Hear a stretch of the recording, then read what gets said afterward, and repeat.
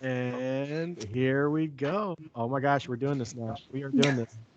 Yeah. Okay. And if So you after a massive soccer chat last night, we have everybody here. It's Thursday night. Thank you everybody for coming out and taking part of your day to be a part of this with us here.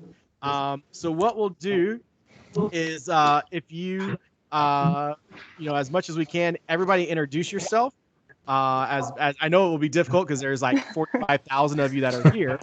But if you want to step in, say who you are, say who you're representing, we'll do that. And then, like I said, if there's questions, I kind of got something I want to start off with.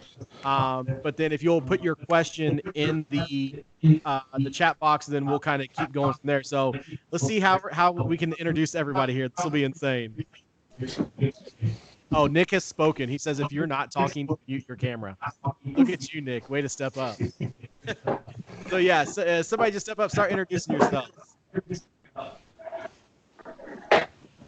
Okay, I'll pick Harvard. You get to go first. Hey, Chris Hamblin, head coach, Harvard Women's Soccer. Excited to be here. All right, Emma. Emma Morris. I'm a head coach at Bethany Lutheran College in Minnesota, and yeah, happy to speak to you guys. What about you, Brian?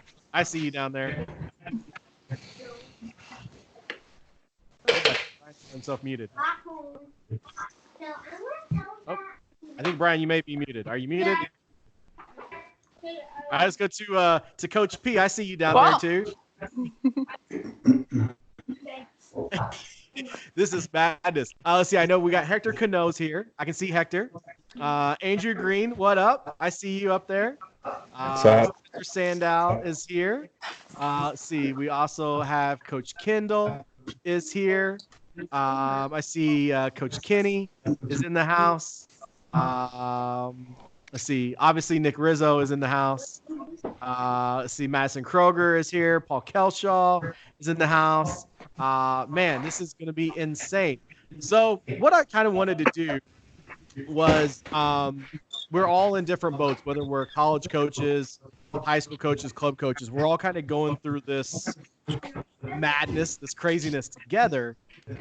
So what I want to know is, so like my team, I'm trying to come up with ways to keep this momentum going. I just started with them and we got things going. We were supposed to start training this week and now we can't train. So what, like we're trying to do stuff within our group text, or I'm using our social media to cause our team to do activities together. What are some things, and if you want to talk about what your team's doing, just go in the text and say you've got an idea, and then we can call on you. But what are some things that your teams and that you're doing with your teams on this downtime to keep team morale together, keep them on the ball? What are some of the stuff that you're doing? So if you've got an idea, just kind of type that you've got one in the group text there, and we'll start calling on y'all to do so.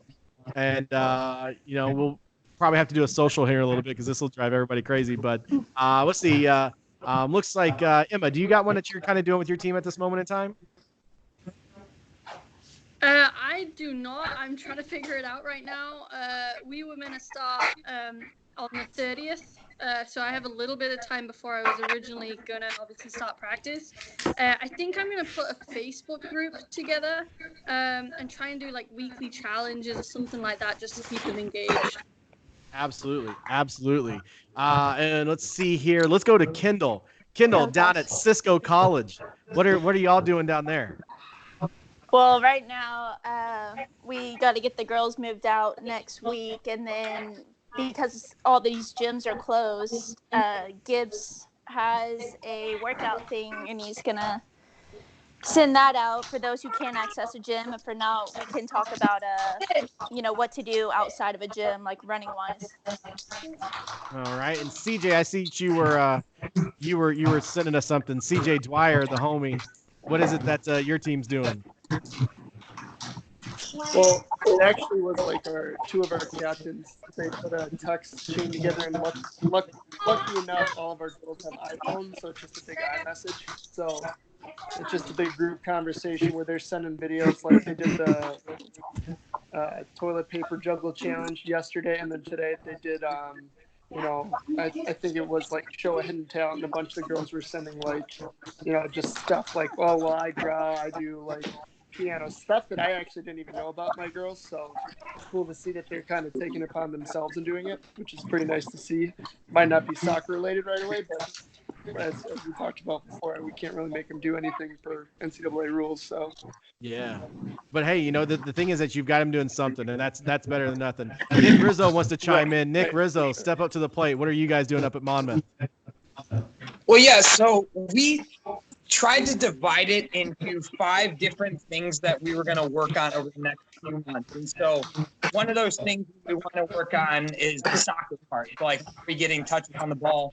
2 is fitness, 3 is physical strength, 4 is individual, and 5 is team camaraderie. And so those were kind of like the 5 areas that we're looking at to try to improve. And so I started collaborating with a few different coaches and trying to come up with ideas of how those things can get put into action. And so over the last 3 days, I've kind of been talking to a few different coaches. We don't have it completely set, but if anyone wants to add any of those 5 things, if they have a good way of how they were about one of those 5 things, to be a direct message, because my goal is to get all this information together and then spray it out to anyone that wants it. And those things can include articles that you would be a good thing for a player to read, or a video that you think would be a good motivation. Some of the things are Becky Burley's one drive is winning, and things like that. And so if you have ideas over the next few days, we're going to try to get it out by next week to everyone, but it's kind of our goal with everything is to spray something out that it kind of includes those 5 tiers of the student athlete. I like John from Valpo's idea of doing a book club. Can you tell us about the book club you're doing up there in Valpo, John?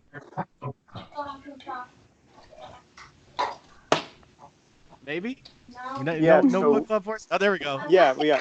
So what we're doing is we're looking at doing Google Meet and do small group positional meetings to talk our game model with relative to compactness or whatever it might be that the girls are coming up with. But we also want to do a book club. So we're going to take freshmen, and they're going to read one particular book. It might be Relentless. And then we're going to take the sophomores, and they're going to read a different book. And then hopefully that'll generate some really meaningful conversation. Because I think if we go through this, probably the biggest piece that we need is to keep our kids connected, but in conversation that they have in the locker room. So then that way, as we come out of this, when we get back on the training pitch, maybe they'll be more connected and they'll be a tighter unit, which will help them, obviously, on the pitch. Absolutely. I think that as some of you I've gotten to talk with on the coaches call, and I've been enjoying doing that with everybody. I was kind of wondering, I know Paul, you work with a lot of youth players in your area. What's it been like for your club, trying to get in with everything that everybody's dealing with?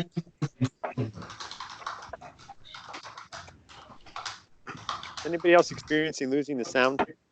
Yeah, I am a little bit. Yeah. Let's see here. Let's see. CJ got out. Paul, are you there? I can see you, Paul. Yes, okay, I'm so there. yeah, so with everything that's kind of going on, we're talking about what we're doing with our teams. You're in a club aspect and also doing stuff at school level with going into schools and working. What have you been finding has been something that you're trying to do to work with your club and work with those kids at those schools? Okay. Well, it's been overwhelming this week. So it's been a case of trying to get my kids on, my own personal kids on a schedule.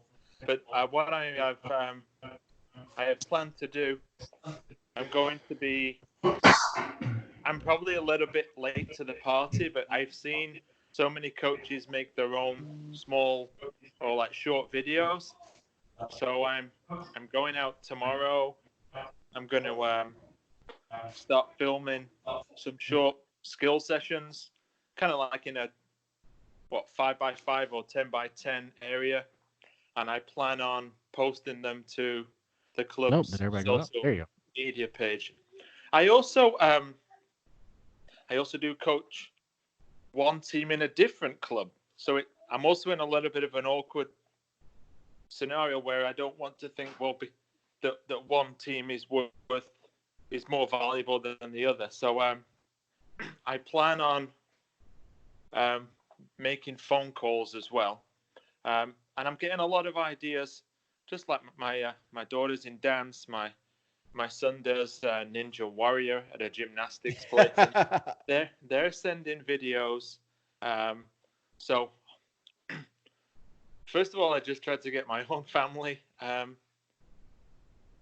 somewhat occupied, and then now this was supposed to be our first week of going outdoors for training.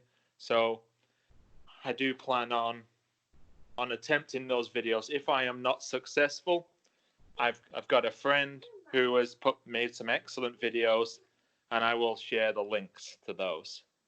Absolutely, absolutely. Everybody's going through something different, and Paul mentioned too, we're all trying to get taken care of with everything at home. We're trying to get everything with our teams and whatnot. So it's all different. And like I said, that's kind of something that I've been getting from everywhere that we've been. And I know, like Chris, what are you guys doing where you're at with your teams of making sure that everything is good on their end?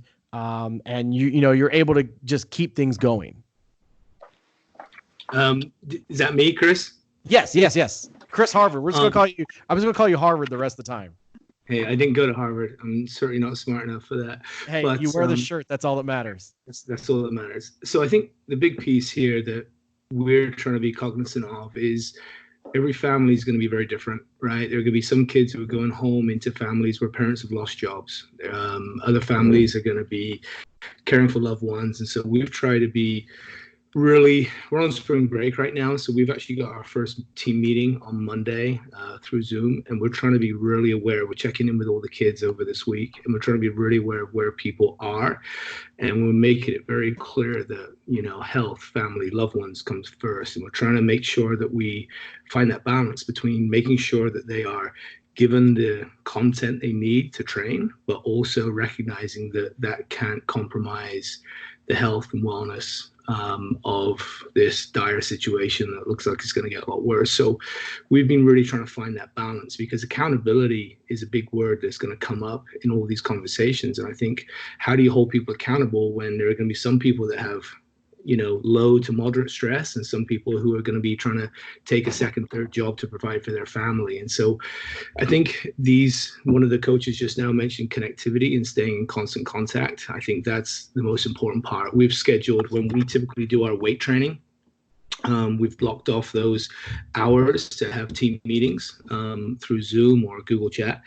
And we're also looking at Technique Football is an app that we'll share with the team that has hundreds of videos. It was started by Yael Avabasha, I believe, and she's done hundreds of these technical videos that can be shared with the teams. And then spending some time with the game model stuff as well.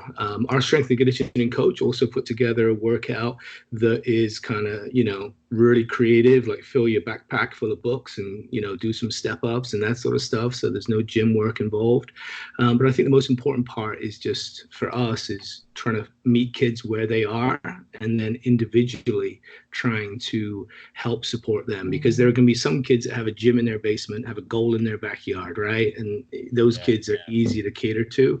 And there are others that live in an apartment with 50 other units, and they have no grass space, no goals, no gym.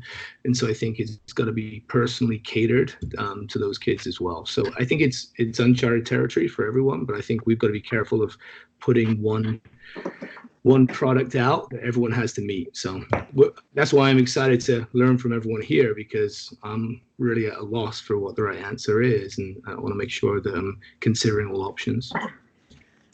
One of the things that I've definitely been curious about is, what are all of you guys doing on a more personal level to deal with? I mean, we're all, for the most part, kind of in self-quarantine to not only keep your sanity, but also to make sure that when you're getting information out to your players and everything, that it's coming from a good spot for you personally as well. And you just type in, like, if you type in, like, Sean muted everyone, so just unmute your thing and start talking.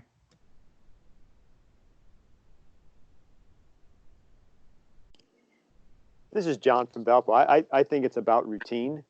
One of the things I talked to our kids about and just how they were handling it, they were just talking about they're trying to keep maintaining routine. Get up, work out, do some schoolwork, try to stay connected with people. I think to try to create some pattern of normalcy.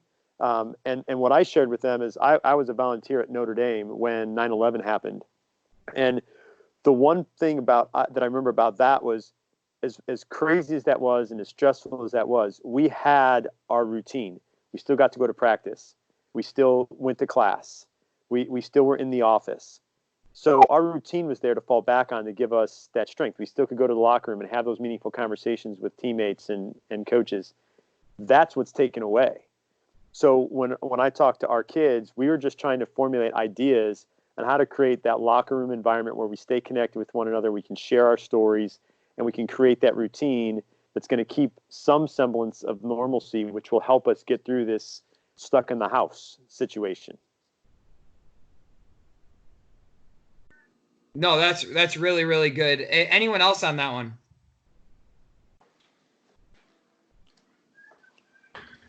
Just one thing on that. Well, sorry. Go ahead. No, go ahead. One of the things with Zoom has these breakout groups where you can segment your team into groups of 3, 4, 5 people and how to coach in, so you can actually have those meaningful conversations in small groups rather than just one large, team online venue. So that's something to consider if you haven't looked at that. Yeah, I actually I'm going to give them a task tomorrow. This is my idea. I'm going to give each class of players a task. One's going to look into Zoom. One's going to look into Google Meet. One was going to look into Skype, and just kind of collaborate amongst themselves to figure out which platform might be the best for our team to use, and let them be a part of that process of developing that platform, because I think that becomes ownership and becomes that connection. So I'm open for any other platforms that I can throw at them to figure out what might work best for us.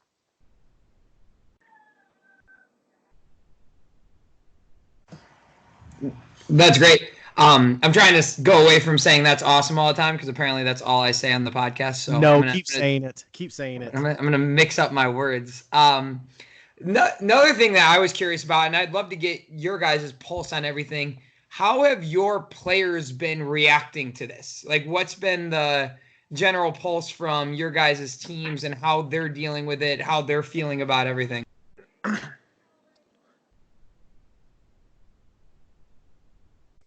Well, I know for me, up here in Oshkosh, it's I think the girls were all still kind of shook with it. I think there's some that think, our chancellor just did announce that, this online schooling will be happening until the end of spring. So I think some of them, it really hasn't hit them yet.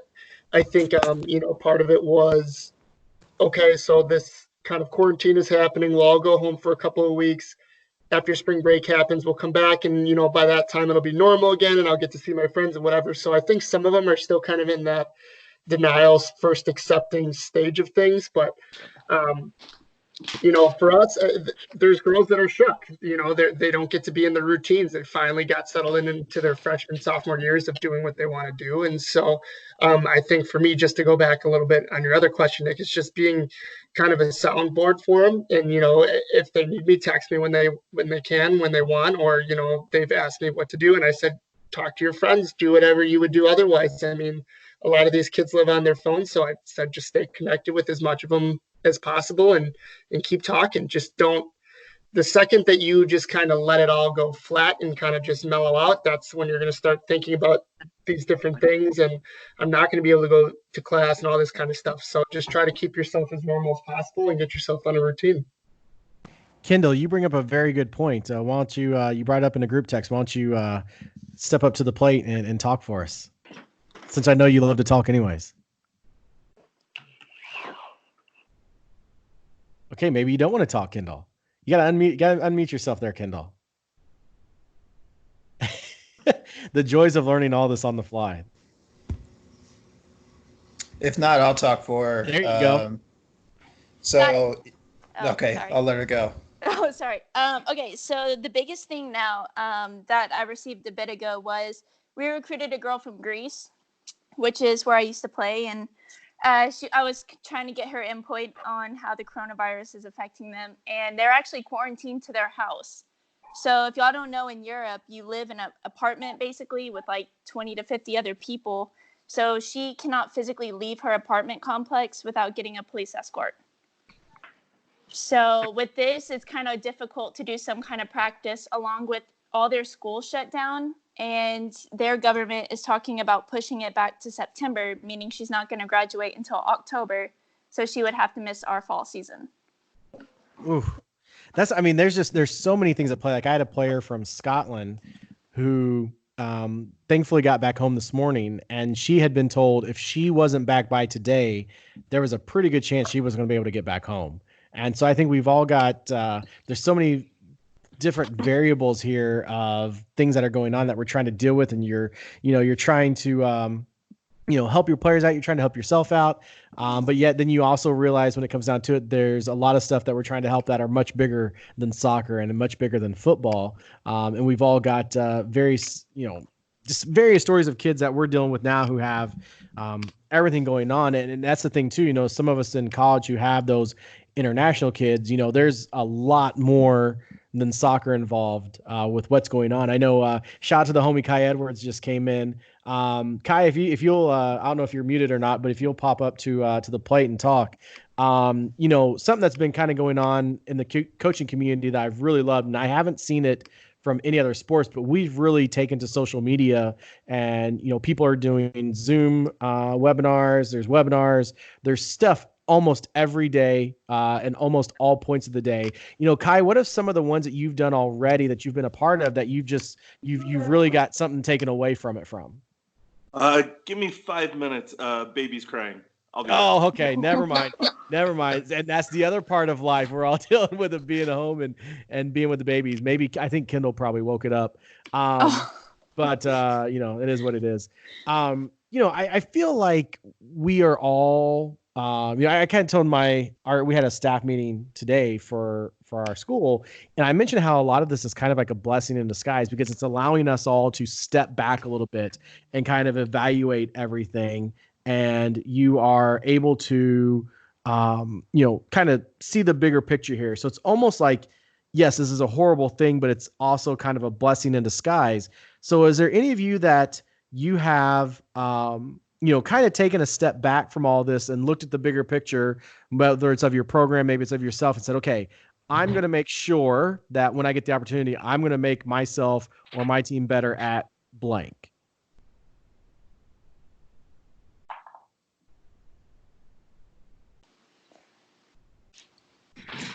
Oh, Clifton Bush is in the house. Clifton, you have to answer this question now.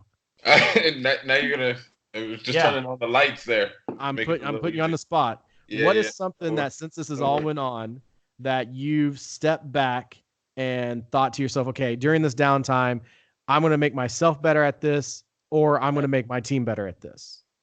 Yeah, I mean, I think for me, and I think I kind of tried to bring some of that to yesterday's the soccer chat situation, was like, I think for me personally, I'm always kind of have a more broad perspective, maybe just because not all of my life has always been football.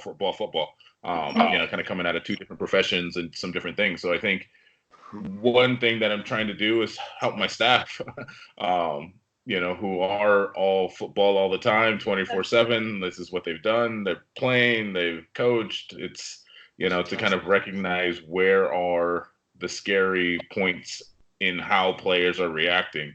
Because not everybody reacts the same way. Not everybody reacts the way you want them to react. And so I think a lot of times that's based in fear, and a lot of times that's based in just like a lack of control. And so we're trying to make sure that we're being very sensitive to the fact that, that this is a generation, especially of players, I think, in college, who have a sense of a lot of control over their lives. And this is something that is spiraled in a way that I think you're starting to see reactions that is not necessarily that they're trying to be malicious or what have you, but that they just don't understand what it's like to not be able to set their fate for the future. And so I think our biggest thing is our players, is just helping them respond and react and get the support systems that they need as best as possible. And so for me, I mean, that's my biggest learning is like in leadership. It's less probably about the soccer side. It's more in like how do I guide people to be their leaders down the future. Absolutely. And Harvard spoke up in the in our chat we got going on here and said, this is what I get whenever we record. This happens all the time. Vulnerability plays an important part in anything we do with our teams. It's okay for our players to see we are struggling dealing with this too. And I think that's the big thing is, that's so point on. It's you are humanizing yourself. You're showing that you are a human being as well. I made sure, talking with my team, I'm sure Nick, you were probably the same way the last time that you got to saw your team before they all headed out. But I made sure my team understood like how much, not just myself, but our university, our program, we cared for them and how this was going to impact us just as much as it impacts them. So, Nick, what was kind of that moment when you had to talk to your players about, people were head home and whatnot that maybe is a little bit difficult for them? I'm probably similar to a lot of people where we were on spring break actually when all this happened. And so I actually haven't gotten to meet with any more than probably two of them at a time since this all happened. And so we're obviously closed for the rest of the semester, like pretty much every school is at this point. And so I think that for me, it's just been a very interesting thing because that's why I asked the question earlier. I feel like everyone's kind of dealing with it differently right now. You have a lot of people that are like kind of relieved that they get to go home for a little bit and be with their families. You have others that are really sad because, like a few spoke about earlier, that they just had a great freshman year, a great sophomore year, and they don't want to leave their best friends. And then you have another group that's honestly really pissed off because they don't maybe understand what is going on in the world. Like so many of us right now, I don't really understand what's going about either. And so it's just, I think you're just like all of us, just trying to deal with a wide range of emotions and what people are going back to, because again, we have all sorts of players from all different backgrounds. And like you said, some people are going to lose jobs over this, and just trying to be as empathetic as possible to every individual situation. I find like it's not, I wouldn't say it's tough to feel empathy. It's sometimes tough to feel empathy. We have a 30-person roster and I'm really the only coach. Like it's hard to feel empathy and be able to express it properly to 30 different players who are all going through different things. And so for me, I think that that's probably been the most difficult thing over these last 2 weeks, is to make sure that I'm not leaving anyone out and I'm giving everyone what they need from me. But it's definitely been tough to try to do it with the group that we have. And so I'd love to hear if anyone else is going through similar experiences. What about you, Kai? Well, sorry, we just had a little kid blow up in the diaper. So hey, it's not gonna be the first or the last. I'm back. I think for us, I got here in and out in January and permanently in February, and then Mario came at the end of February. So, and our kids are on spring break this week. So we're still learning our players and getting to know who they are as people, who they are as soccer players, while recruiting and bringing in other players. So what we're really working on right now is meshing as much as we can in NCAA rules, meshing newbies with returners, but also getting to know the returners, because we played 2 games. UNLV smashed us, and we took care of Dixie and played better, but that's our only 2 games. So it's one of those things where it sucks and we can complain and whatever. And one thing I talked to my SWA about a couple days ago was, some of us are in more fortunate positions than others, but the moment you take a leadership role, you don't take a leadership role, to be honest, for the great moments. You take it to be a leader when the moments suck the most, and there's no like blueprint for it. It's just managing issues, right? So if it's a virus, if it's a kid who quits, if it whatever, like, if you don't want to be a leader in those moments, then you don't take that pay and you take the lower pay, and so right now what I'm really working on is just managing everything from a new assistant who just moved 2 weeks ago with his family, to we have another assistant moving here in July and another assistant moving in May, along with players that don't know their roles and don't know exactly what we want from soccer wise. To be honest, it's hard for us because we also don't know them well enough that we're going to go out there and say, okay, we're going to play 4-3-3 and do this and do this, because we don't know them well enough to Yeah. be that bold in statement, right? So right now we're doing a lot of learning. We just bought the Beast Mode app, so they have some of that to do.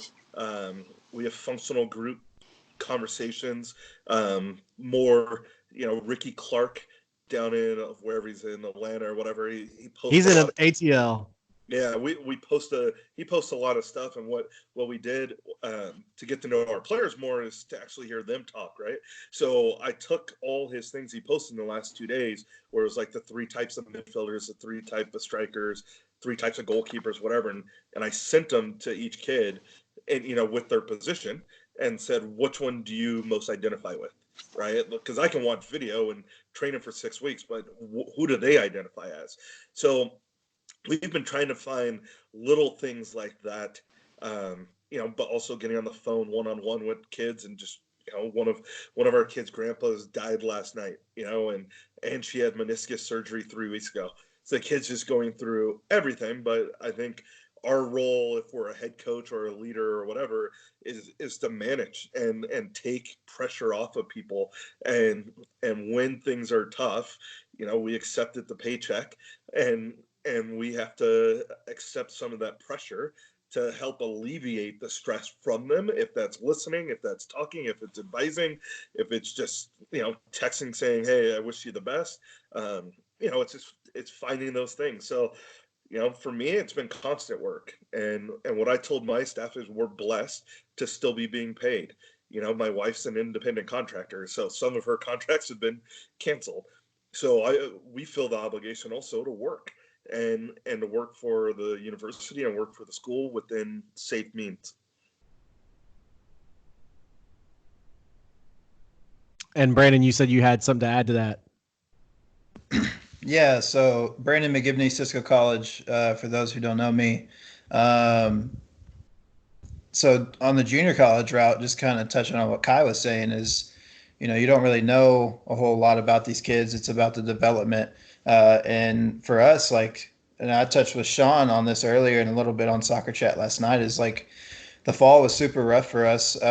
Kendall and we took over the program pretty late last year, and so we inherited a roster with only 5 sophomores, and we're trying to get kids in, and so we didn't always have the due diligence of getting to watch them fully, and so we didn't quite understand where they were going to play when they first got there, and it showed, especially earlier in the year, but through this spring, our progression has been incredible. And so we were, I think, 10 days away from playing our first match of the spring, and we've been working since February 1st. And so all that build up, and now obviously they're super bummed about it being canceled, obviously for their own health, but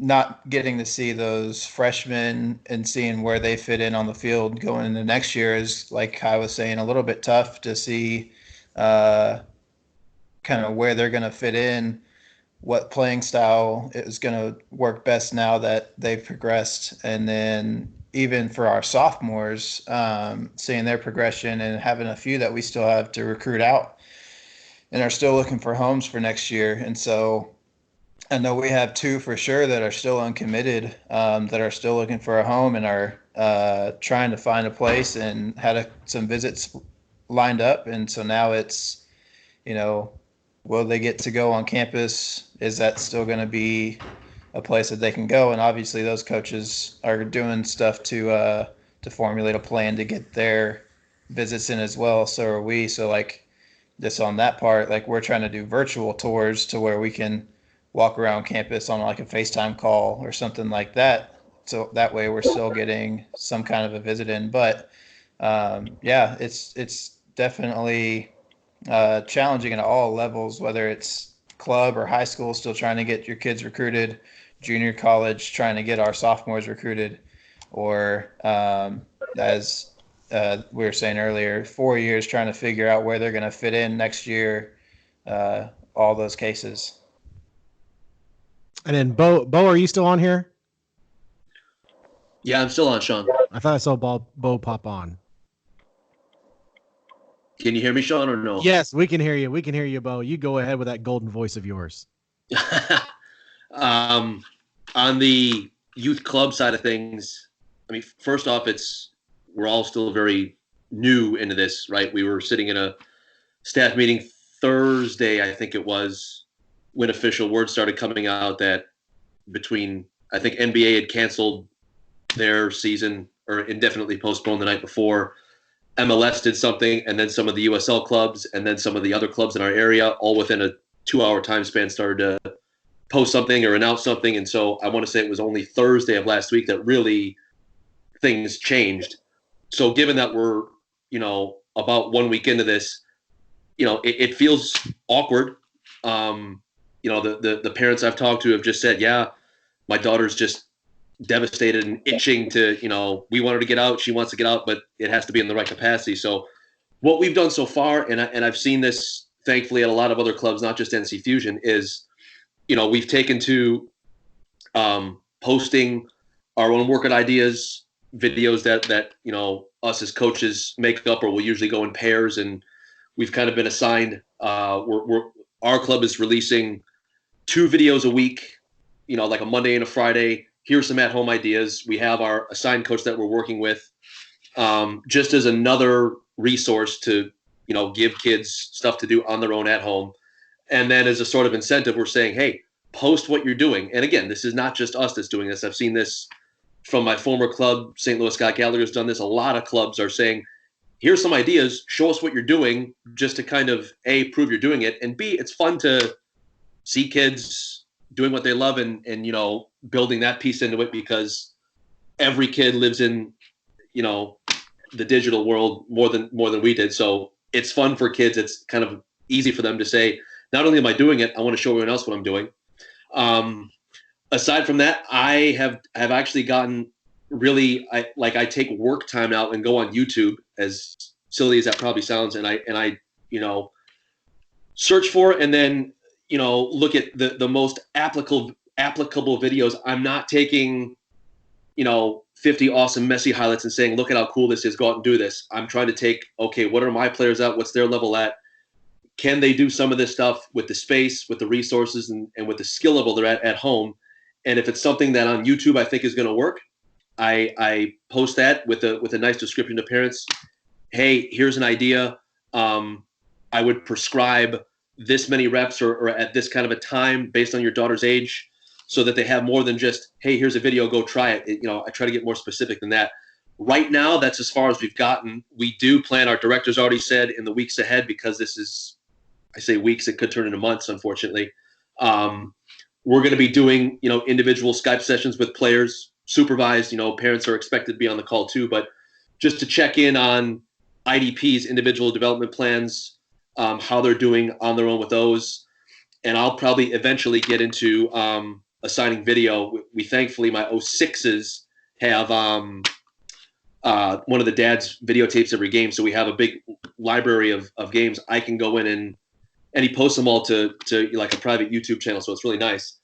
So I'm going to eventually go in and start assigning a game. Hey, everyone, let's look at this game. I want you to pick 2 moments where something was pulled off successfully based on our game model, 2 moments where it wasn't, and what you would have done better, and email me your answers, just as a way to, again, have them look at the game and be critical about it and analyze it more than just sitting back and taking the time off.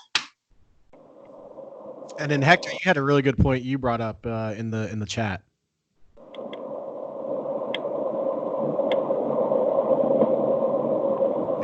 Hector, there you go. There you go. How you doing? Can everybody hear me? Yeah, we can hear you. Yeah, I was having some technical difficulties there. Sorry. Hi, everybody. It's Coach Hector Cano. He's led a high school here in El Paso, Texas. And one of the things that I had mentioned, what we've been doing with our players is, so we're kind of in a unique market where we're even though we're stateside, we're just as much international because of where we're located right on the U.S.-Mexico border. So a lot of what we're doing with so it came at a strange time for us because we just had wrapped up our regular season finale and we're transitioning. We were going into spring break when all of this happened. So one of the things that we've been telling them is there's a lot of uncertainty, as everybody knows, but directing them, letting them know, giving them updates and directing them on where to go for credible and up-to-date information as it relates to them. I know everybody has probably a different channel. For us, it's going through our school district and then through our Twitter sites for both the school and then the school athletics and the program itself. Whereas I'm sure our college coaches the same thing, directing them to school sites, school postings, Twitter sites, and whatnot. So that's something I kind of wanted to mention for clubs. Are they handling that through their website, through their Twitter feeds, as far as updated information for all of their players? Just up-to-date information in regards to the community, not just within the program, not just within workouts or what they're doing, but up-to-date community information and letting them know where to go for that. And then the other thing we started to do with our girls right now is because it's just as much of an international community, there's a good chunk of girls in our program they have family on the other side of the border in Juarez, Mexico. So for them, it will require some back and forth travel, and it's reminding them that hey, this is an opportunity here to be safe, be smart, but to empower them, encourage them to exercise. Now they can demonstrate and exercise leadership within their own families, stepping up, being there for helping their parents, helping take care of younger siblings, and also helping take care of grandparents, elderly family members that may have some sort of medical issue. So being leaders there within their families is something we're really stressing at this moment within their respective families. And Pete, you're calling in from Australia, man. Our worldwide reporter. What's it been like in Australia? I mean, we're sitting here talking about what we're doing in the States, but I mean, obviously, I feel like you guys caught most of this before we did. So what's it been like communicating to your players? Because you're talking about you're dealing with the Blind Soccer Federation. You're dealing with the deaf players there. You're also dealing with various players on the women's side of the game. So what's it been like in Australia, this communicating to players what's going on and what they can do to help themselves during this time that we're all away? Oh, what's happening, guys? Thanks for having me. Yeah, like you say that. So working with our blind team this weekend, actually today, I was meant to be down in Melbourne for a national training camp. We had to call off that training camp and send out messages to all our players to let them know that wouldn't be going ahead, and instead trying to send through some programs for them to be able to do at home. Obviously, not a whole lot you can do by yourself, but we can try and help them out in whatever capacity we can. And with that blind team, we had the goal in mind of being able to participate at a tournament in June. However, that tournament's now being postponed, and because of that, it affects their well-being and their mental state a lot more, because now we don't really have that goal in mind. We don't have kind of a clear direction. So that one's a bit frustrating. So we're having to look after our players a lot more messages than kind of we might normally do to help look after them. In terms of deaf footballers, similar kind of a deal. We had a training camp booked in for Easter time. We've had to put that one on hold, and it doesn't look like we'll be able to hold another training camp until kind of September at the moment. just because everything else is kind of booked out like crazy. So, messaging with all the guys. A lot of them are tradies, so they're quite enjoying the fact that now they're absolutely swamped with work. So they're excited about that, but then they're obviously disappointed because, again, they don't really have that goal of a training camp to look forward to.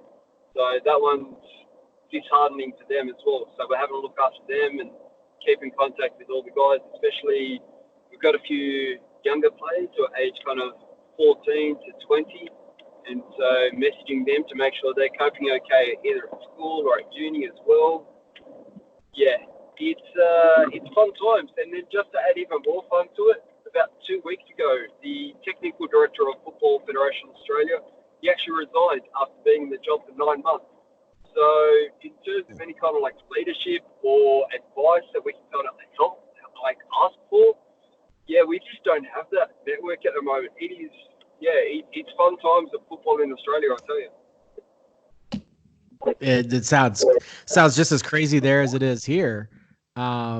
Nick, what's been something that you've seen on Twitter? As the cool thing is here in our text that we've got going on, everybody's starting to share things. So shout out to Harvard for asking everybody to start sharing stuff. So this will be great for everybody to have. But Nick, what's something that you've seen on Twitter this week that's really kind of caught your attention? Maybe it was a something at a webinar, or maybe it was a session that somebody posted. But what's been the thing that's kind of caught your attention the most from things that people have been sharing?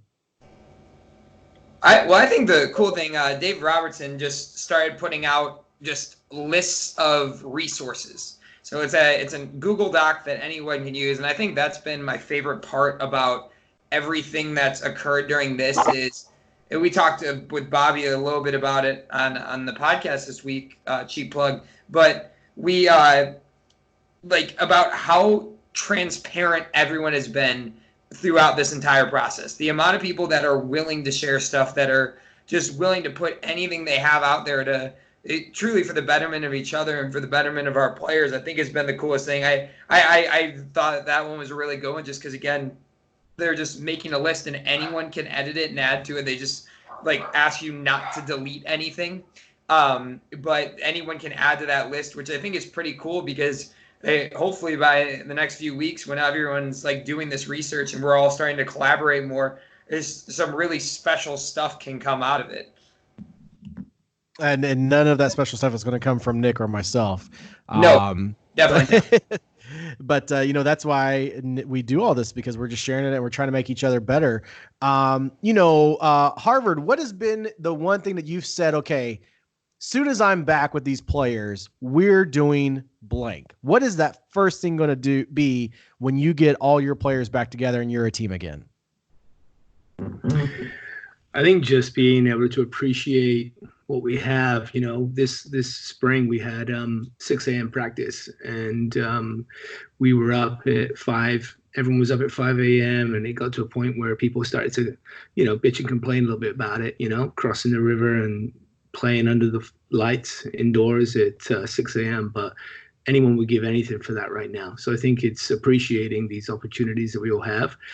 And I also think it's an opportunity for us to really be fully ourselves, because I think sometimes people hold back and they don't put their full self out there. And I think people are just really going to be excited to be able to be fully present in all of these opportunities. So I just can't wait to get back on the field like all of you guys. But I think this is a hidden opportunity for us here to kind of work on some of the stuff that maybe we don't get to work on during the regular spring season. What about you, Andrew? It's just been a huge whirlwind right now. I'm already ready to get back. I don't know how I'm going to last another month or two of how this lasts, but just like I was sharing with Bo, some of the stuff that we're doing right now it's all virtual, and it's just trying to find a different way to do it, because you're just so used to doing this in person and so used to planning out your session and then doing it. And now it's, here's the session, you do it, I'm not there. Just like right now, I was going to share with Bo, at our club, they've asked for me with our goalkeepers to supplement what they're doing with their teams. So right now it's just trying to find different ways to, whether it's hand-eye coordination and finding a tennis ball on a wall, or just different things. Because I know these kids, not all of them are going to have cones at home and everything like that. So, one of my suggestions was, instead of cones, find different soccer socks and bunch them up, or, use different shoes. So it's going to be a challenge, but we'll get through it. Hey guys, so quick question from me to pretty much everyone else in the group. So how about this one? So since we don't really know how long this is kind of going on for, does anyone else feel like they need to strategically put out different things at different times rather than saying, here's an entire month's worth of awesome stuff, when it could be like 2 or 3 months before we actually get back together, and you kind of want to space things out strategically? I don't know, if I'd be like the inner teacher of myself, but like, is anyone else finding that as in the back of their minds, that they want to space things out and be thoughtful in terms of what they hand out at what time?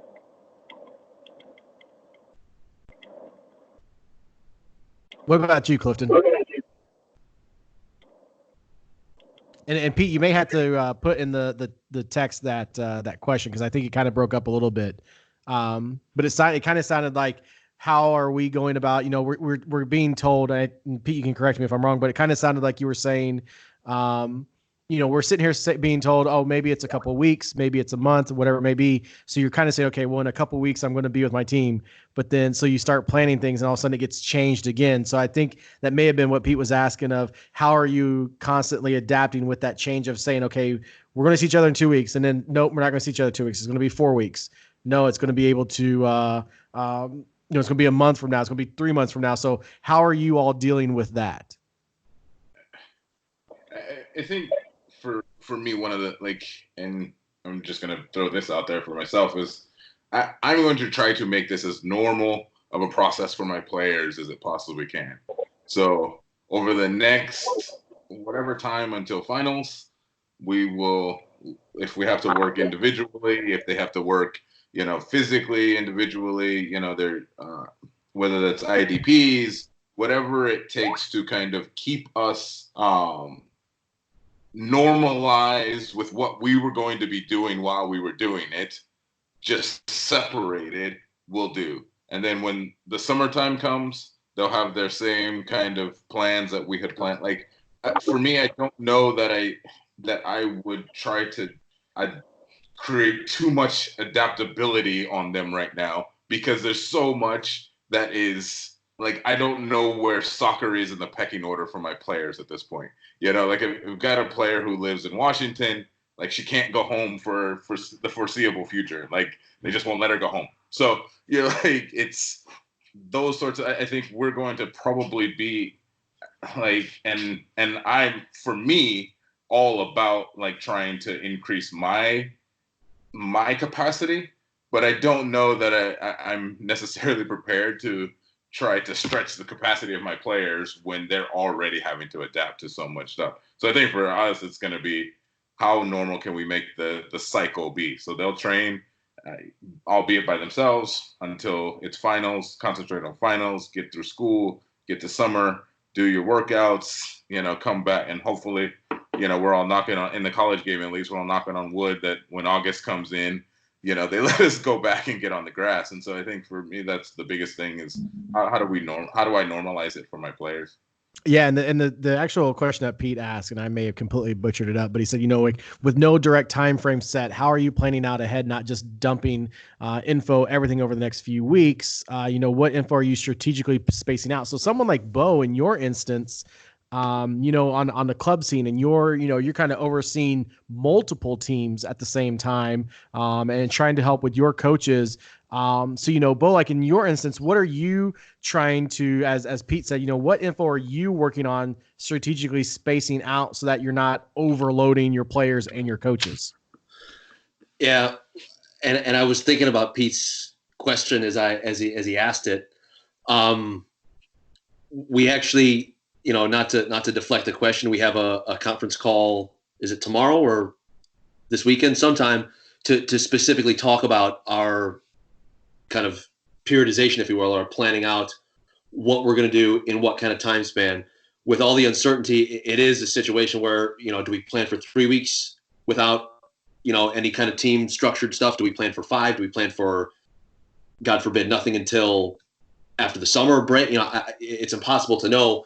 So right now it's just, because this is so new, it's just, here's a few at-home ideas just to keep you out and on a ball and from sitting on your butts too much. We'll figure out, when do we start adding in my case, some of the video things. When do we start adding in, check-ins on IDPs, and we until we know the actual timeline, or until we at least have a sort of a group think as a club about how to properly space that stuff out. I don't have a direct answer for you in terms of what that all looks like, but I do agree with Pete saying, if you just throw it out there all at once and say, here, just go with it, you're going to drown a lot of kids in just information, and you're going to lose a good percentage of what you could do during this time if you're not careful. And I know, Coach P, you said you've got a scenario you kind of like get everybody's feedback on. Yes, guys, how are you? I'm here from Connecticut. I coach Williams High School in New London, a private high school, the girls varsity head coach, and I coach for a club as well. My scenario I'm talking about is more for the high school girls, because pretty much the schools are off until we don't know when, and for what we hear, here and there, that spring season might not happen, and my girls, most of them, play spring sports. Obviously, we're going to see a huge gap from now, since since everyone is in the house and all that. My situation, my question to you all is, what would be the best scenario for me to approach them right now, since we don't know what's going to happen in the spring, if they're going to do anything or not, and into the fall season when we start our high school season here in Connecticut. So that was my question. I also coach a club here in Connecticut, so we're kind of dealing with the same issues that you guys pointed out already. But I'm more right now concerned a little bit about my girls in the high school, since the club has the structure and the plan already in place, similar to what you guys have talked about. So I'd like to hear back from you if you can. Anybody got any tips on that? Oh, come on. Somebody's got to have something. Wow. Okay. Well, let's do this. So I could hear. Yeah. Okay. So they're just asking if you could repeat the question. You may have to be a little bit louder for us. Can you hear me now? Yeah. It's still about the same. So you'll probably just use your coaching voice. Use your coaching voice so everyone can hear. Yeah. Can you guys hear me now? Yeah. Better? Okay, good. So my question is, I coach girls varsity here in Connecticut. It's a private school, Williams High School in New London, and I coach for a club as well. But my scenario is about my girls, since we don't know if the schools are going to be back in the spring. For the looks of it, sports in the spring might not happen, and so they will be missing from when we stop until when we come back in the fall, depending how things are. So what will be my approach to them right now to get them prepared for what's coming up in the fall? Got it. So I figured it out. So, his team, they don't know if they're going to be able to come back at this moment in time because of things going on with school. It's a school team. So what can he do to make sure that they're staying prepared during this time off? So that way, if they don't come back during the school year, when the fall season starts around, they're going to be ready to go. I feel like Nick may have something good for that too.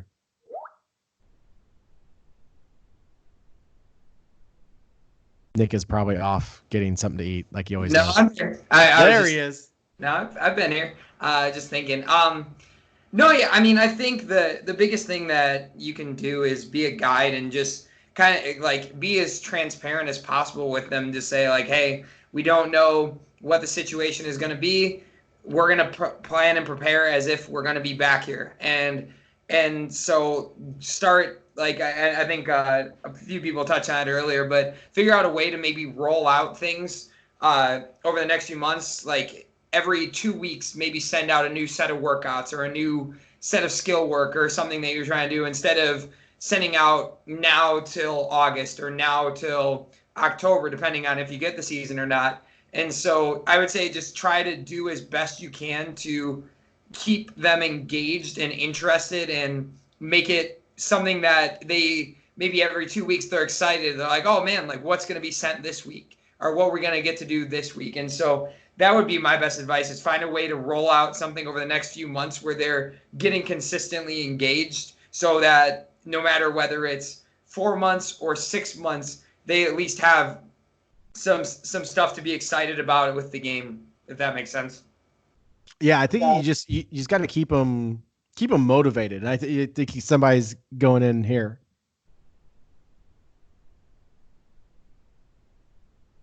Oh, okay. I thought Kenny, I thought you were going to get in, man. By the way, Kenny, we say this all the time. We've never said to your face since Chicago of last year. Thank you for the beers that you brought to convention while Nick and I was out of podcast row, man. That was very appreciated. That like made our entire weekend, man. Okay, yeah, Hector, you go do the follow up. Yeah, thanks, Sean. I think one of the things that I want to follow up with what Nick was talking about in reference to our previous coach, high school coach in Connecticut, was particularly since it's at the high school level, depending upon the degree, the talent level, how big, or the experience level of his squad. This is probably a good time where you can probably share a lot, begin to start implementing when you start talking about particularly tactically. Obviously, you don't want to go above their heads, but in terms of if you need to start breaking down roles and responsibilities of a defender versus a midfielder versus different your groups, right? As well as when you start talking about strengths and weaknesses in formations, just very you don't want to go over the top. But the other one too is if it's a less experienced squad or if it's he's stepping into a new role, maybe implementing the opportunity to implement his philosophy. A lot of that stuff can be at least initially implemented digitally, whether it's email or through group pages, and sending out information on breaking down the principles of play and why they are, whether it's in defending or attacking, and not getting lost in transition. This is one of those times where you could probably you could take advantage of this time to start kind of getting them familiar with that and familiar with any particular verbiage, terminology that's going to be, that the coach is going to want to implement if he hasn't already. Absolutely. Or somebody was going. Go ahead. Nope, nobody. Okay, all right. CJ, yeah, all right, man. We'll see. We're gonna keep recording. We'll make sure to put this back. I think the big thing that we've all kind of gathered here is we've all mentioned about doing what we've got to do to keep the players going. And here we are as coaches, like always, putting these players above ourselves and above everything else that's going on, because we want to make sure, if there's anything that we can, we're going to try to keep life as normal as possible for them. And I think that if anybody, listened to the show that came out on Wednesday night, John Lipsitz made a very, very good point that I think really kind of changed my mind on a lot of things. Was he mentioned about, that first session back, that these kids, whether they show it or not, are going to be so mentally affected by this. And we as coaches are mentally affected by this situation that we're all going on. And he had mentioned that, that first practice, you've got to get everybody together and just get to know each other again, because while they may be texting each other, they may be calling, or they may be playing video games online with each other and whatnot, there's still something to that mental aspect of this. And that's something that I think, as a mental health advocate, I think too, we kind of have to ease the kids back into this and ease our players back into this, because it is going to take some time to adjust being away from each other and adjust being away from the game, because we all have kids on our team. We've got kids that have a big backyard that they can go play in. And we've got kids who all they've got is maybe their living room in their house. And that's not going to be big enough for them to try to move and train and do things along those lines. For me, I think what we're all doing, like I said, I've not seen any other sport doing what we're doing online right now between coaches all around the country and world. Shout out to Pete. It's just to continue to do what we can to make this better for the kids. And CJ actually was just saying, I guess, CJ, why don't you say that? I don't want to speak for you. You just go and say it. Can you do that for me, CJ? Because you're making a very good point.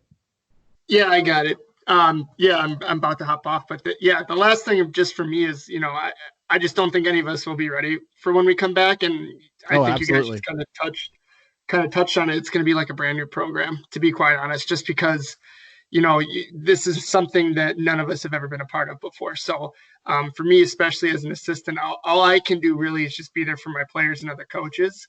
And, I just want to help make that transition as easy as possible for when we get back to campus, because that's honestly all I can do at this point.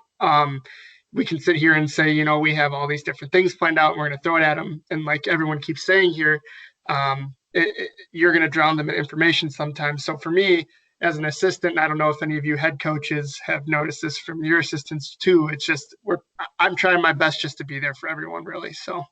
Absolutely. Yeah. And Willie McGowan makes a great point too, on top of, what CJ said about this is going to be all new for us coming back and this is going to be something to do. Willie makes a great point about gaining that competitive edge is going to be tough too. And that's a lot of people that I've talked to on these coaches chats so far, our coaches calls, have all talked about, we had so much momentum and now that momentum is starting to backtrack a little bit. But on the flip side, Willie, what I think too with that competitive edge is I kind of told my team, and you can look up and see what they've done in the past. But, the thing I told them was that this is as close to a completely level playing field across the spectrum for any sport, because, we know that there are coaches who are very good about making sure their players are doing what they're doing, but now the players are having to have that responsibility. So here's this almost like, I think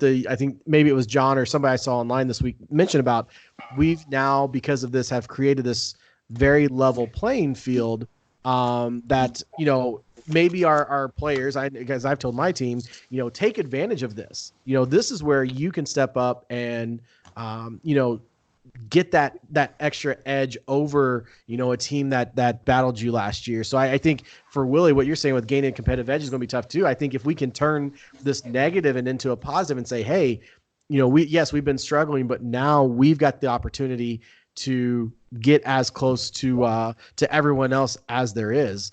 And Hector, you make another great point about, as coaches, being able to admit that we don't have all the answers or know what's next and when is okay.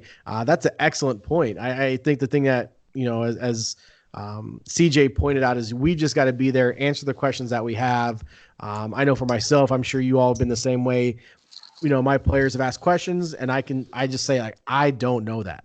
And of course I have a lot of things I say I don't know of. And we're totally going over the time that I wanted to, but is there like 3 more questions that anybody has that they want to get answered before we get out of here? Shout out to Coach Pete. I see you got to leave. Keep it good in Australia, man. I think it's daytime there. Go surf for me or something. Has anybody else got any questions that they want to ask in this? Hey, Sean, it's Willie. Hey, Willie. Just kind of going on from what we were just talking there as well. I had a great meeting with my athletic director today, and one of the things I took away from it was it's okay to say you don't know. Especially at this time, everybody keeps talking about how this a fluid situation. There's really no end in sight to it, and you guys are the same, getting kids text, calling you. When can we practice? What's moving on? What's the next step? The biggest thing I tell them is I don't know, but I'll find out as much as I can. Absolutely. And I think it's okay for coaches not to know. And if there's any coaches here on the recruiting, the college side, that competitive edge, that's kind of why I mentioned it was, that's a fantastic recruiting tool, I think, as we move forward, is the guys we're talking to, it's basically when fall arrives and everybody's there for pre-season, it's an open slate. I mean, everybody has that same opportunity because you haven't had a chance to work with the guys returning, and you really haven't seen too much of the kids coming in because their club and high school seasons have been affected so much. So it's actually a big part to the recruiting I'm doing this year in rebuilding my program, is really letting everybody know that it's going to be a very even playing field right from the start.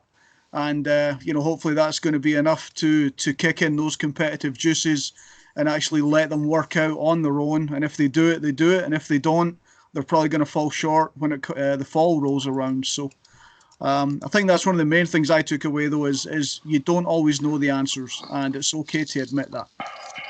Absolutely. There's so many ways that we can all look at this, and we've all seen, I think when all this went down, and Nick, I'm sure you can attest to this, like hearing all those things, with your team being on spring break, that, what Willie just said was, we've got to sit here and go, okay, what can we do to keep those juices going? What can we do to keep this thing that we've been building? Nick, your team's coming off their first trip to the NCAA tournament, and obviously you're trying to plan to go back to that. So, what was kind of that first thought in your mind when you're thinking, okay, like what can we do to make sure we continue on getting to where we want to go through all this? Yeah, I mean, I think the thing for us is just making them understand that everyone's going through something right now. I mean, there's families that are losing loved ones right now, and so just I think like putting in perspective for them and making sure that like, hey, like we're all everyone's having a rough go right now. How can we use this as an opportunity, which like you kind of mentioned before, to make ourselves better, to turn the best of a bad situation? Because we were in an athletic meeting like a week ago, and nothing prepares anyone for this. I mean, our athletic director has been around for 35 years, and he's like, there's nothing that I've ever done that's anywhere close to this. And so I think for us and talking to the kids is just making sure that when we come back on, like, helping them to realize that they got to empathize with everyone that's coming back, and making sure that like, hey, like I went through some things, you went through some things, let's talk about it and let's get all that stuff out there, and maybe use it as an opportunity to talk about things and situations that you might not have had the chance to talk about before because you weren't ever really concerned about something like this. And so again, I think that's number one thing for me when we get back, is to hopefully use it as a good opportunity to be like, hey, like maybe there's some things that we got to get out in the open and talk about a little bit more. And this can be something like that can drive us to be a better, more cohesive, stronger team. Absolutely. What's kind of been, let's do this as we wrap this up. I know that some people are heading out, and obviously, we got to take care of our families and whatnot. If your team could hear you right now, and there's a message that you want to deliver to them, so that way, whenever they come back, or whenever you see them again in the summertime, what is the message that you want to drive home to your players, but at the same time you want to drive to other teams' players and to other teams' coaches? I'll go first. There you go, Kai. So I always think, hey, Clifton's there. You tweeting Gary over there? Who knows? I think it's always interesting in times like this. I think of it the same way as if you're unfit and you go to somewhere that's really hot for a game, you're just going to look more unfit. And same thing with altitude or anything like that. I think right now it's a bigger problem. It's still a problem. So if you have processes and procedures set in place, you just have to heighten them. So we actually had this chat with our girls, and my SWA asked me like, "Oh, what are you going to do differently?" I'm like, "Nothing." Like, it's still the same priority order. Priority one is take care of your family. And that's our priority if we see nothing going wrong. Priority two is take care of your school. Priority 2A is take care of your soccer. Priority 3 is social. So that hasn't changed. It hasn't changed at all, actually. And so for them, it's still you take care of your family, and after you take care of your family, you have to take care of your school because our kids are still in school. And then some people are still blessed to be getting financial aid and scholarships. You take care of your soccer. So my message has been, it's the same. You're just gonna maybe, if you have a bucket of 100, maybe you're putting 75 into family where before you put 60, but the other ones still need attention to be balanced. So for me, I think it's when there's a problem, there's a problem. and if you have a procedure or a philosophy for your program in place, then that philosophy probably already is prepared to deal with problems in good times. And now you just might have to help them hone on which parts you're actually going to focus a little more on, but you still can't, as you're dealing and taking care of your family and yourself, you cannot neglect your school right now and your soccer if you're able to take care of it after your family. In my humble opinion. You just preach, my man. Step up to the pulpit and just give us the gospel, Kai. My goodness gracious. My goodness. Who wants to follow that? Gee, Christmas. Clifton, what do you got? Yeah, I knew it was coming. I knew it was coming my way. Of course. Waiting for my dude here to. Brother Clifton, will you step up to the pulpit? I can't follow. How is the student supposed to follow a teacher? You know what I mean? It doesn't work that way. Here's my one thing that I always, and it's a movie quote, but I just love the sentiment. Is this? It's like I tell people all the time, it will be all right in the end. And if it's not yet all right, it's not yet the end. And so all that to say this, that we're dealing with a growth scenario where change is always evident. How we manage change then is down to our mindset. And so if people quit, then that's it over. And that's the only thing that we have left. Is like we just have to go to next day. It's not over. It's just like losing a game. It's just like all of those adversities stack on each other. And this is just a larger adversity that hopefully sports have been preparing these kids for.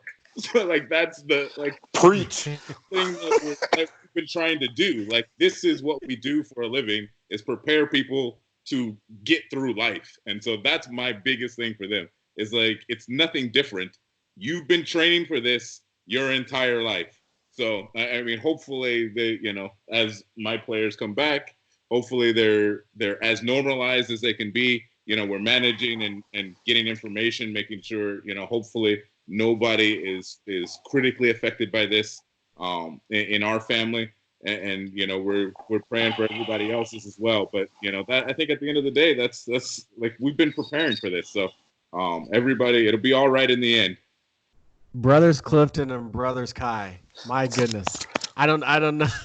Anybody else want to try to step up and give your testimony? I don't even want to talk anymore. Who's in the red sweater? That is Sister Emma. Emma, let's hear what you have to say. I don't know you. I want to hear from someone new. I talk to Clifton all the time. It's going to be difficult, but I think that I mean, obviously we're a family, right? And there's many different ways that you can describe a family. And I'd say that we as a soccer culture are a family too. But I was just trying to think, I'm like, is there a quote that I could just make up on the spot that would be good for this scenario? And I made one up, but I don't know, maybe I didn't, maybe it's actually a thing, but I made what you do in the unknown can shape how you'll do in the known. So get some. What they do now can shape how we'll do, in the season when we have a schedule, we know what's going on, or even in the summer when we know, okay, well, we all have summer workout packets for them and whatnot that we already have, because that was something we anticipated. This wasn't. So, yeah, that's kind of my 2 cents on it. Brilliant. Sister Emma. You know what? If somebody was going to follow up Brothers Kai and Brother Clifton, it was Sister Emma stepped up and said, "You got to rise up into the end." I absolutely love it. Let's see. Hector, Brandon, Bo, Kendall, anything that you guys want to you want to go off of here? I'll say something. Just it may sound stupid. It may trust me. resonate with a lot of people. Off with the stupid talk. And this is just something that came to my head, but like, just in sports term, like the world just had an injury. Every one of our girls has had an injury. Every one of us has had an injury, and sometimes it's something that you have no idea how long it's going to take you to get back. And so you have to just go and do your therapy, take care of the things that you can do the things you can control, and when you're ready to get back, then you did the things that you were supposed to do, and you'll be back as strong and as healthy as possible. But if you don't, then it's just going to get worse. Absolutely. Kendall, you've been kind of quiet, which is shocking. Anything you want to add of some message that you could give to your players? I'm not gonna. Oh, Kendall is shopping. Kendall is grocery shopping. How many rolls of toilet paper do you have in that cart, Kendall? Absolutely none, because everybody has bought everything in this store. Hector says you're a legend. You're so dedicated. You're Skyping while you're at the grocery store. So, I had to. Yeah. Hey, you got to. Yeah, I've mainly just been listening, so I don't really know what input I can put in, but kind of going off what my main man Gibbs said was, it is like, this is a tragedy injury because, this has never happened in the history of, so many years. So, Jesus Christ, there's not even water. How can we get water? I'm sorry, but come on, look at this. Ready? Brandon, I pray, man. Brothers Clifton and Kai and Sister Emma, will you start praying for Brandon that is his assistant that he has to deal with on a daily basis? Well, then she better get the water. Yeah. You got one job, Kendall. This is real life. This is what Soccer Chat is totally all about. Bo, Hector, let's see. Morgan, you're sitting up there. You haven't said a word. Morgan, are you there? Yeah. Morgan, are you there? Are you going to talk to us? No? Okay. Willie, anything that, what would you, a message you want to give to your team, message you want to give to other coaches, other teams about the situation as we get out? Yeah, I think when all the guys get back on campus, I think the first message we have to kind of deliver to them is that we're all going to be rusty. That mistakes are going to happen, that we have to expect that things are going to happen like that, and it's not going to be very fluid at the start of the season. We always deal with, returners trying to help, the incoming guys, develop and prepare and everything else. But no one's going to be able to prepare for this because we've been out of soccer for probably about 5 months before we're actually hopefully going to get a chance to get back into it. So everybody, physically, mentally, has to be ready that they're not going to be the perfect player. They're not going to be the same player they were just 3 months ago. And I think that's something that I'll be trying to deliver to my boys is that, mistakes are going to happen, but how can we as a group together come through it, and help each other more, whether it be, more off the ball movement, or maybe it's more communication, or, maybe we're dialing down the practices a little bit and making them, a little bit easier so we can, see a lot more success at the start before we start kind of piling on the pressure a little bit. So, but I think that would be my message really at the start, is just to say, hey, it's okay. We've not touched a ball for a long time. We haven't been competitive in a long time. Let's just enjoy the ride for the next couple of weeks, see where it takes us, and then work as hard as we can together to fix anything that needs fixed. Absolutely. Bo, anything you want to finish on? Something message you want to give to your teams and other coaches? I just like Bo's picture where I can just stare at him, and he looks like he's staring deep into my soul. Brandon, you got one? Or Madison? Okay, go ahead, Brandon. I'll be quick so Madison can go as well. Just something that we talked about, Sean. You took it from someone as well. Is that like don't expect us to come back in right where we left off, and that was something I hadn't really thought about when we were talking. Like I can they're blow not your going to mind be every now and anywhere. then. Yeah, you're not going to. They're not going to be anywhere where near where they were when they left. Whenever we get to come back, so just back to the basics. Be simple. Don't try and do too much, and just have fun with it. And like I think Willie just said, just see where it goes. Absolutely. Madison. Hey, Madison. Hi. You've been hiding for an hour and 25 minutes. I have good notes, so that's good. Okay. You know, one thing that I've really been thinking of is the last 2 or 3 people have really said, yes, there's that expectation of taking care of everything while you're gone, but everything's not going to be perfect when we come back. But trying to find ways for our players to add something new to the table while they're gone. They have so much time over the next, it'll probably be 5 months, to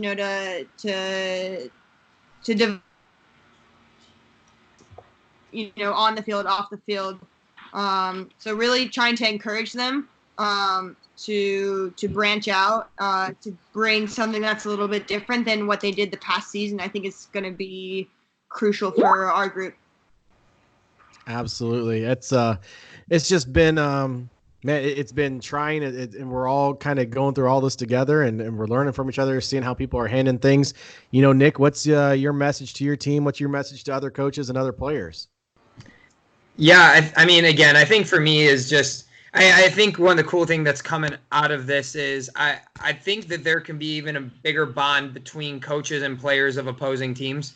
And I think that that's a cool message that we can send all of our players is, listen, we're all going through this. Not only like you can have your sports teams in your own school, but you also have sports teams that are going through the same thing all over the country.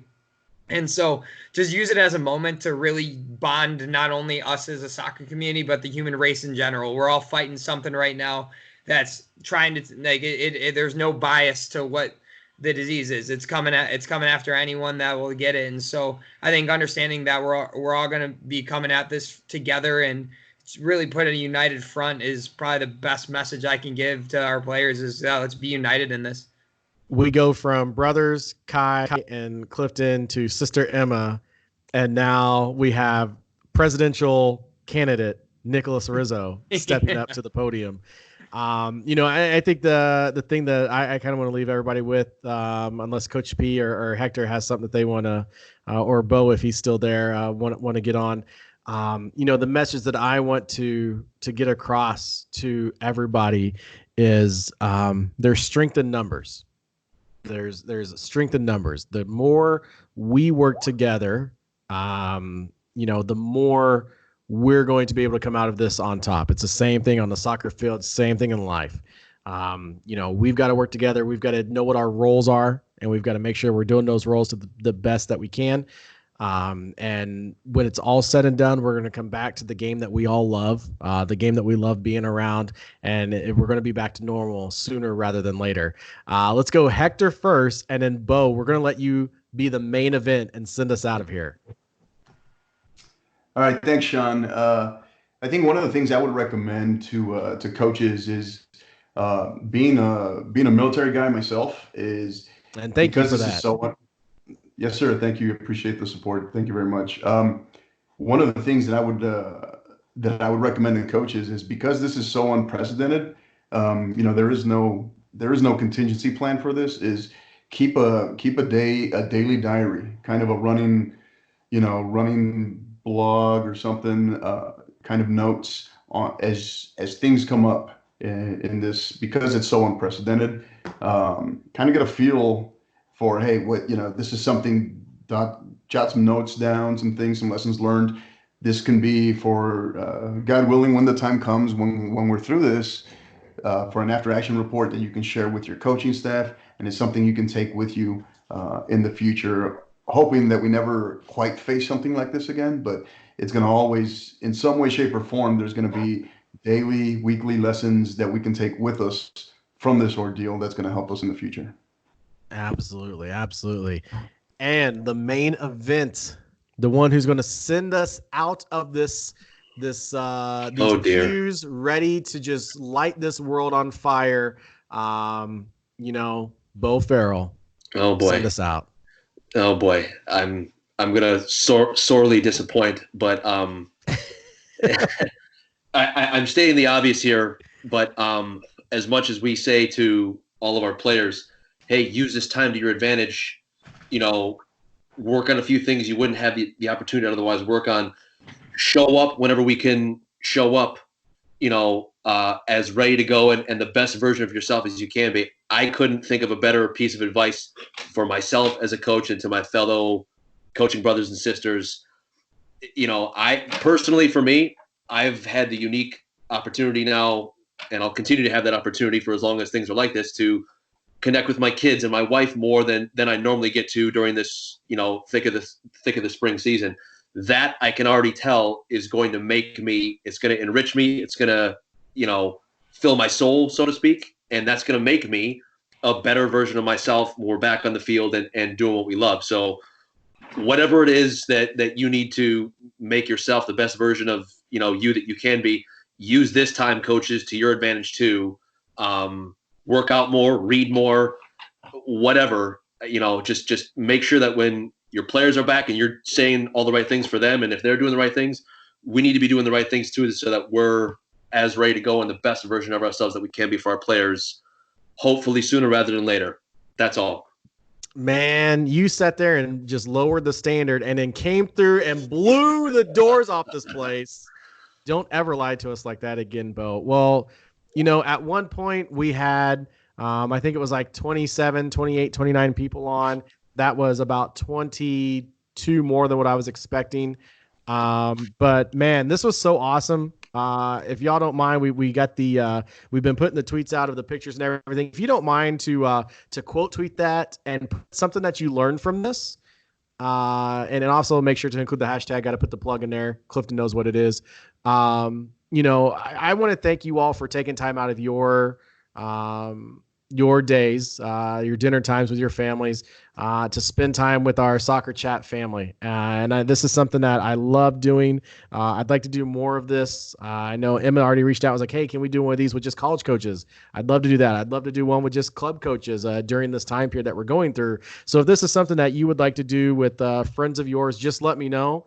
And we'll keep these things going, because I think this is great for us. I got a lot of stuff from this, and I think that when everybody's going back and they're listening to this, they're going to be picking up some ideas as well. So they're going to probably ask Madison for her notes, since she sat back for an hour and 30 minutes and said maybe is 2 minutes worth of stuff. But to everyone who's on here, to everyone who was on here, thank you all so much.